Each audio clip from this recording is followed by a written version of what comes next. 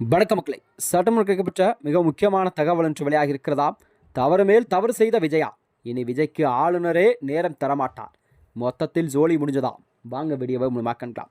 அதாவது தமிழக அரசு வரலாற்றிலே இதுவரை கண்டிராத ஒரு பரபரப்பான திருப்பமாகத்தான் இந்த விஜயின் புதிதாக ஆரம்பித்துள்ள தமிழக வெற்றி கழகத்தின் ஆட்சி அமைக்கும் கனவு ஆளுநர் மாளிகையின் அதிருப்தியால் கேள்விக்குறியாகிவிட்டதா?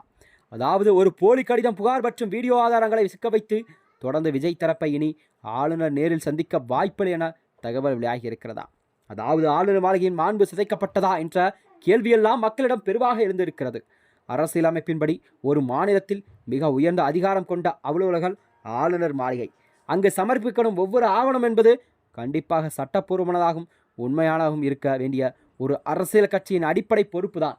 ஆனால் கண்டிப்பாக 120 எம்எல்ஏக்கள் ஆதரவு இருந்ததால் விஜய் தரப்பு அளித்த கடிதத்தில் அமமுகவின் மன்னார்குடி எம்எல்ஏ காமராஜரின் பெயர் இடம்பெடுத்தது ஒரு மிகப்பெரிய தவறு என்று அரசியல் விமர்சனங்கள் சுட்டிக்காட்டியிருக்கிறது.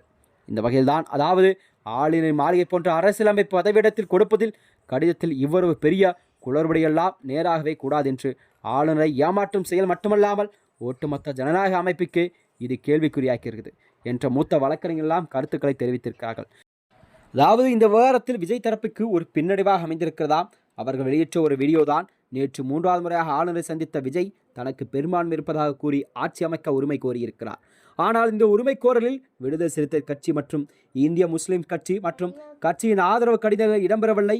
ஆனாலும் இருப்பதாக கூறி 120 எம்எல்ஏக்களின் ஆதரவை காட்டிய மெஜாரிட்டி கணக்கு காட்டியிருந்தார். மாறாக அமமுகவின் ஒரே ஒரு சட்டமன்ற உறுப்பினர் மன்னார்குடி காமராஜரின் ஆதரவு கடிதம் இணைக்கப்பட்டிருந்தது. இது பெரும் சர்ச்சையை ஏற்படுத்தியிருக்கிறது. நேற்று இரவு மன்னார்குடி எம்எல்ஏ காமராஜரை தொடர்பு கொள்ள முடியவில்லை என்றும் அவர் கடத்தப்பட்டிருக்கலாம் என்றெல்லாம் டிடிவி தினகரன் அவர்கள் ஆளுநரிடம் ஒரு அதிரடி புகார் ஒன்றை அளித்திருக்கிறார். இது குறித்து நல்லவில் ஆளுநர், அதாவது ஆர்கிலேக்கன் நேரில் சந்தித்து முறையிட்ட தினகரன் பின்பு செய்தியாளர்களிடம் பேசியிருக்கிறார். விஜயோ தமிழக வெற்றி கழகத்தின் ஆளுநரிடம் அளித்த ஆதரவு கடிதத்தில் தனது எம்எல்ஏ காமராஜன் கையெழுத்திருந்ததாகவும் அதன் அசல் பிரதிநிதியை ஆளுநர் கேட்டபோது அவர்கள் அங்கிருந்து கிளம்பியதாகவும் கூறப்படுகிறதாம்.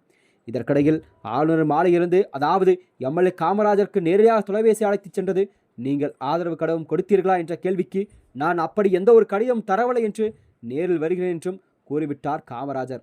ஆளுநர் மாலைக்கு விரைந்திருக்கிறார். ஆளுநர் முன்னிலையில் ஆஜரான எம்எல்ஏ காமராஜர் தான், நான் அதிமுக கூட்டணிக்கு மட்டுமே ஆதரவு அளித்திருக்கிறேன், விஜய்க்கு நான் கண்டிப்பாக ஒருபோதும் ஆதரவு அளிக்கவில்லை என்று காமராஜர் எம்எல்ஏ அவர்கள் தெரிவித்திருக்கிறார். இந்த செய்தி அரசியலே ஒரு பெரும் பரபரப்பை கிளப்பியிருக்கிறது. அதாவது டிடிவி தினகரன் தனது அமமுக எம்எல்ஏ கடத்தப்பட்டவரதாக புகார் சொன்னார். அமமுக எம்எல்ஏ கையெழுத்து போடும் அந்த வீடியோவை தவக வெளியிட்டது. இப்போது நான் கையெழுத்து போடவே இல்லை என்று அமமுக எம்எல்ஏ காமராஜ் அவர்கள் மறுத்துவிட்டதாக சொல்லப்படும் செய்திதான் பொய்யாக கிளம்பியிருக்கிறதா?